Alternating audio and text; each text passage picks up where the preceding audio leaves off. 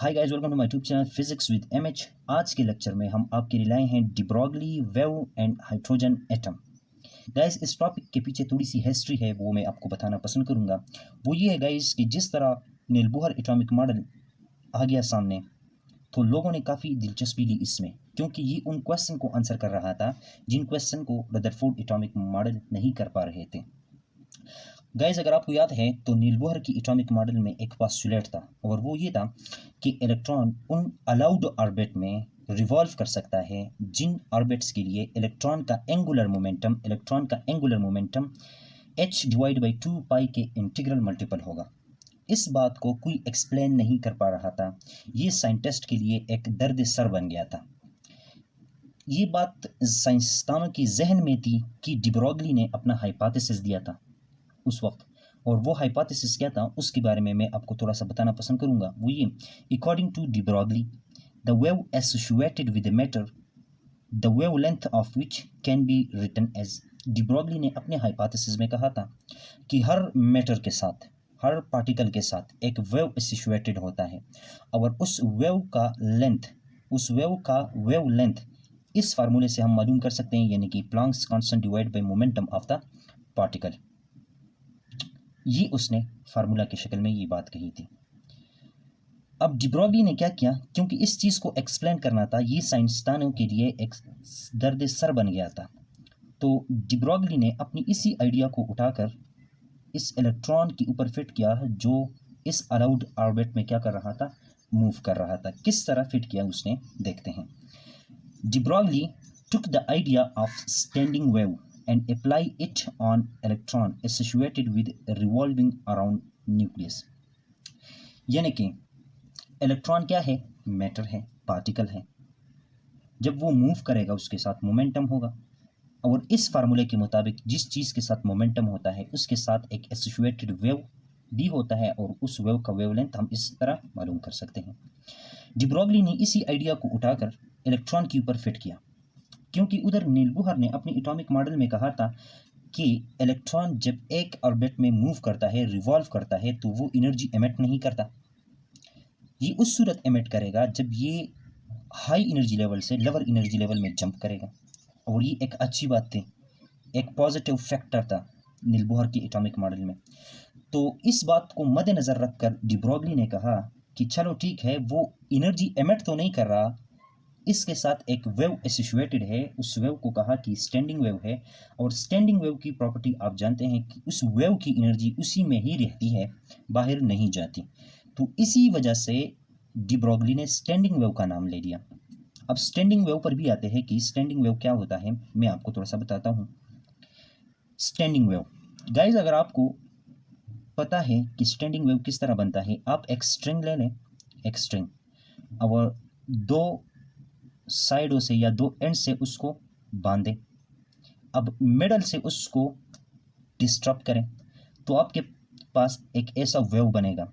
यहाँ से एक वेव ऐसे जाएगा, जब यहाँ पर आएगा तो यहाँ से रिफ्लेक्ट होकर इस तरह आएगा। ये एक लूप सा बनेगा, और इस लूप सा जो बनता है इसको हम कहते हैं स्टैंडिंग वेव। और इस वेव की एनर्जी इसी के पास रहती है, बाहर नहीं जाती। इस वेव के साथ कुछ एसोसिएटेड टर्मिनोलॉजीज है, वो मैं आपको बताना चाहता हूँ कि ये जो एंड है जहाँ पर वेव का डिस्प्लेसमेंट बिल्कुल नहीं होता, इसको हम नोड कहते हैं, ये और ये नोड। और जहाँ पर डिस्प्लेसमेंट मैक्सिमम होता है वेव का, उसको हम एंटी नोड कहते हैं। फर्ज करें ये जो स्ट्रिंग आपने लिया है, इसका लेंथ जो है वो एल है। क्या है वो? एल। आपने अगर स्टैंडिंग वेव के टर्मिनोलॉजीज नोड और एंटी नोड्स पढ़े हैं, तो आप स्टैंडिंग वेव के वेवलेंथ से भी वाकिफ़ होंगे। और वो ये कि दो नोड के दरमियान जो फासला होता है, वो जो लेंथ होता है, वो half of the total wavelength के बराबर होता है। यानी कि इस नोड से इस नोड तक इस वेव का जो लेंथ है वो कितने के बराबर होगा? वो लेमडा डिवाइड बाई 2। और लेमडा क्या है गाइज? लेमडा वेव का वेवलेंथ है। तो नोड और नोड के दरमियान लेमडा बाई 2 है, तो एंटी नोड और नोड के दरमियान लेमडा बाई 4 हो जाएगा। तो यहाँ से हम एक रिलेशन निकालना चाहते हैं, और वो रिलेशन किन किन के दरमियान होगा? इस स्ट्रिंग की लेंथ के दरमियान, और यहाँ पर जो वेव बन रहा है उसका वेवलेंथ के दरमियान एक रिलेशन हम निकालना चाहते हैं। वो ये गाइज कि ये जो टोटल लेंथ बना हुआ है, ये जो टोटल लेंथ है स्ट्रिंग का, इसमें कितना वेव लेंथ बना हुआ है। तो यहाँ से आपको नज़र आ रहा है कि नोड और नोड के दरमियान कितना होता है wave length, half of the total wave length. तो आपको पता चल रहा है गाइज कि पूरे स्ट्रिंग में कितना वेव लेंथ बन रहा है, लेमडा डिवाइड बाई 2।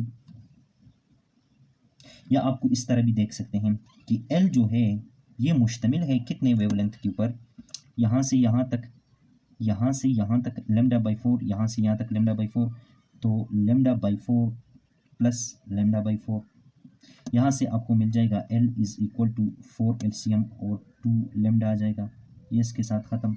तो L बराबर आ जाएगा लेमडा डिवाइड बाई 2। ये इस केस में length of the string and wave length के दरमियान रिलेशन था। केस नंबर 2 ले लेते हैं गाइज, और उसमें एक स्ट्रिंग को हमने डिस्टर्ब किया है और वहाँ पर 2 नोड बन रहे हैं कुछ यूं, जो आपको नज़र आ रहा है।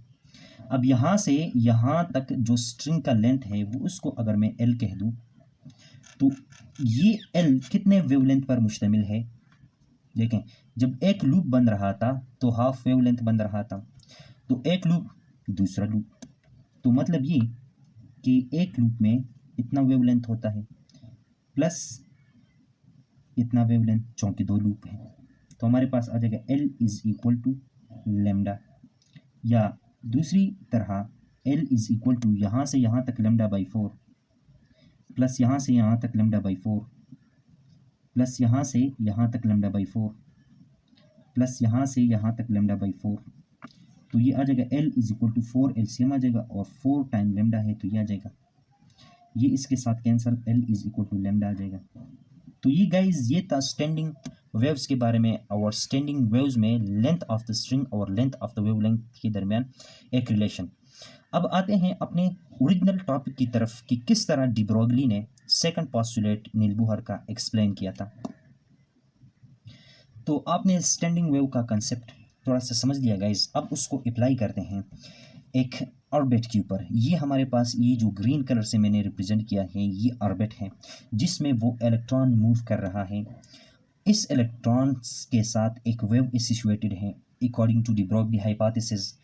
और वो वेव के लिए जो डी ब्रोगली ने वर्ड यूज़ किया वो है स्टैंडिंग वेव, यानी कि ये ऑर्बिटल है या ऑर्बिट है, इसका एक सरकमफेरेंस होगा, यानी कि इसका एक लेंथ होगा, उस लेंथ का, उस सरकमफेरेंस का इस स्टैंडिंग वेव के साथ जो इलेक्ट्रॉन बना रहा है, डी ब्रोगली ने कहा उसको हम इस तरह लिख सकते हैं कि ये सरकमफेरेंस, और ऑर्बिट है ना, तो ऑर्बिट न्यूक्लियस के अराउंड बहुत सारे होते हैं, तो circumference is equal to n into lambda. और यहाँ पर n क्या है, n मैं आपको बताता हूँ, यहाँ पर n है guys, n is equal to 1 2 3 4 and so on. क्या रिप्रेजेंट कर रहा है, n is equal to 1 first orbit, n is equal to 2 second orbit, n is equal to 3 third orbit, n is equal to 4 fourth orbit. तो de Broglie ने कहा कि जिस orbit में ये इलेक्ट्रॉन मूव कर रहा है उस ऑर्बिट का सरकमफेरेंस वेव के साथ, यानी कि जो इलेक्ट्रॉन है उसके साथ वेव एसोसिएटेड है, और उस एसोसिएटेड वेव का वेव लेंथ सरकमफेरेंस के साथ इस तरह रिलेटेड है। जिस तरह अब हमने पीछे देख लिया कि किस तरह स्ट्रिंग का लेंथ और स्ट्रिंग में बने हुए वेव का वेव लेंथ एक दूसरे के साथ एक ख़ास रिलेशन के साथ जुड़ा हुआ है, यही बात डी ब्रोगली ने भी की। अब हम अगर जनरली लिखें किसी भी ऑर्बिट के लिए उसका सरकमफेरेंस हम लिख सकते हैं 2 पाई r और n, यानी कि nth ऑर्बिट का रेडियस, सरकमफेरेंस ये वाला रिलेशन यूज करते हुए n लेमडा। अब डी ब्रोगली ने जो अपने हाइपोथेसिस में बात की थी और वो ये कि मैटर के साथ एक वेव एसोसिएटेड और उसका वेवलेंथ लेमडा है, तो उसको हम h divide by linear momentum यानी p लिख सकते हैं। तो h डिवाइड बाई p का हमें पता है वो mv के बराबर होता है। अब इस लेमडा की ये वैल्यू उठाकर यहाँ पर पुट करते हैं तो हमारे पास आ जाएगा 2 pi r n is equal to h divide by mv, और ये वाला n अपनी जगह पर आ गया। यहाँ तक आप समझ गए गाइज। अब यहाँ से आगे जस्ट मैंने क्या करना है, क्रॉस मल्टीप्लिकेशन करके एम वी को मल्टीप्लाई करना है आर के साथ, और 2 पाई को यहाँ पर 1 रह जाएगा उसके साथ मल्टीप्लाई। या अगर मैं क्रॉस मल्टीप्लिकेशन कर लूँ, अगर आप कंफ्यूज नहीं हो रहे, m v multiply by 2 pi r n is equal to n lambda, यह आ गया। अब 2 पाई को मैं इस साइड अगर भेज दूँ तो m v r n is equal to n lambda divide by 2 pi. तो यही था नील बोहर एटॉमिक मॉडल का सेकंड पोस्टुलेट, जो डी ब्रॉगली ने अपने हाइपोथेसिस से उसको एक्सप्लेन कर लिया। एक बात यहाँ पर मैं ऐड करना चाहूँगा गाइज, वो ये कि आप कहेंगे कि किस तरह सरकमफेरेंस एन लेमडा के बराबर है। तो ये देखें गाइज, ये मैंने एक एग्जांपल लिया हुआ है। यहाँ पर इलेक्ट्रॉन मूव कर रहा है इस ऑर्बिट में, और इसके साथ डी ब्रॉगली हाइपोथेसिस के अकॉर्डिंग एक वेव एसोसिएटेड है, और वो वेव स्टैंडिंग वेव है।